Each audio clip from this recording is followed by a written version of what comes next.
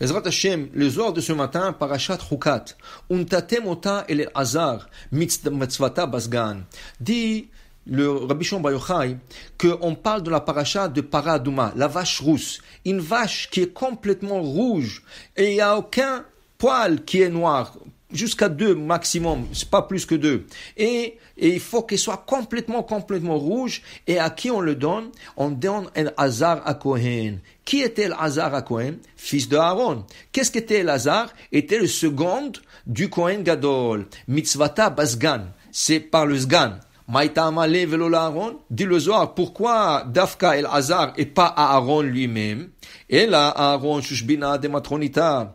ועוד, d'Aaron לא אתם מסתרה de טהור, אלא מסתרה de קדוש. Aaron, c'est le Hatan de la Shechina. Et lui, il ne peut pas le faire. Un Hatan, il ne travaille pas. Pendant 7 jours, le Khatan ne devrait pas travailler. Le Khatan ne devrait même pas voyager pour un voyage de noces. Il doit se reposer. Aaron, aussi, en plus de ça, il est Kadosh. Il est sacré, il est kadosh, il est pur. Alors, il est kadosh, sacré, mais Elazar, il est tahor, il est pur. Et ces deux choses, sacré et pur, ces deux choses, et on ne peut pas mélanger les deux niveaux. Au begin de da, atia le tara, lo itia avalé. Et puisque la vache vient pour purifier, il faut le donner à quelqu'un qui est au niveau de la pureté et pas quelqu'un qui est sacré. Alors, on le donne à Elazar et on ne le donne pas Aaron à Kohen. Dit le Zohar, viens voir, Kol mila dai parai besheva. Tout ce qu'on fait avec la para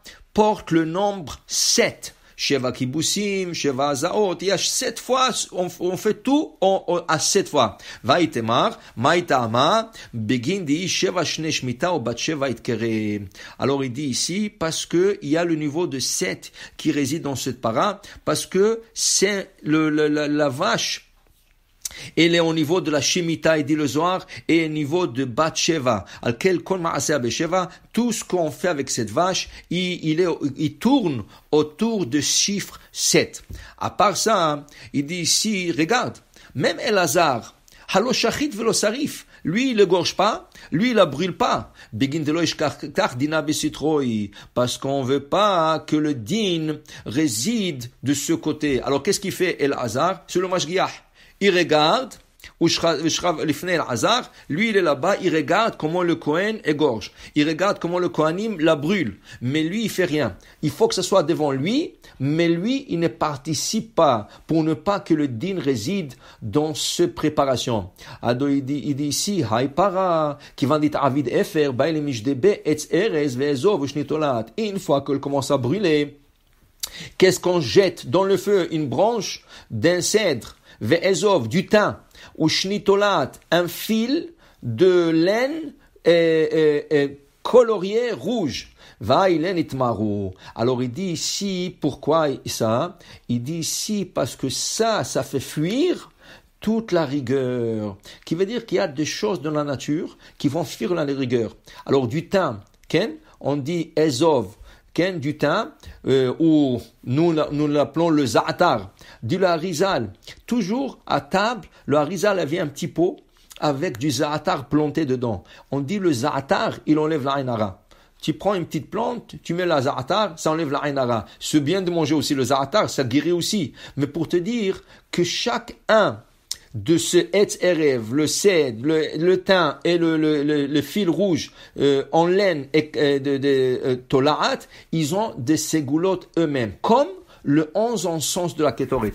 Le 11 en sens de la Ketoret, en vérité, on ne connaît pas tout le 11, mais il y a des choses qui sont très courantes. Par exemple, Kinamon. Kinamon, c'est la cannelle. Tu as là-bas Tziporen. Tziporen, c'est le clou de girofle. Alors on te dit que ce 11 encens, ils composent la Kétoret, qui éloigne la mort. Comme on a vu dans la paracha, c'est elle qui a expié sur la mort. C'est elle qui fait beaucoup de choses pour éloigner le Satan, le Tzara, mais aussi chacun de Simanim, il a sa force. Alors on dit que si quelqu'un a peur d'Ayn hara, ou il veut pas que, par exemple, il a invité beaucoup de gens chez lui à la maison, et il a peur qu'ils vont commencer à regarder la maison, ils vont lui mettre Ayn hara, prends une petite marmite, remplis-la avec de l'eau, et prends deux bâtons de cannelle et commence à le bouillir. Laisse-le 2, 3 heures, 4 heures sous le feu. D'abord, ça fait une bonne odeur dans la maison. Deuxièmement, la vapeur qui se dégage enlève l'aïn hara de la maison. Ainsi, pour le clou du rof. Tu prends du clou du rof, tu le mets dans une marmite avec de l'eau, toute la vapeur qui se dégage, c'est une bonne odeur et ça enlève l'aïn hara. Alors, il y a des choses que la Torah a utilisées pour certaines choses, comme dans la para adouma, on a utilisé le thym. Et le thym, c'est contre aïn hara, dit le Zohar Ezov, le za'atar. Ainsi, le simanim de la Ktoret, celle qu'on connaît pas, on connaît pas tous, malgré qu'il y en a qui disent qu'ils connaissent tous, mais c'est pas sûr, c'est mahloket. Alors, le tziporen, le clou de girofle et la cannelle, kinamon, ça, cela aussi, ça enlève l'aïn hara. Bon, Adonai le'olam, amen ve amen.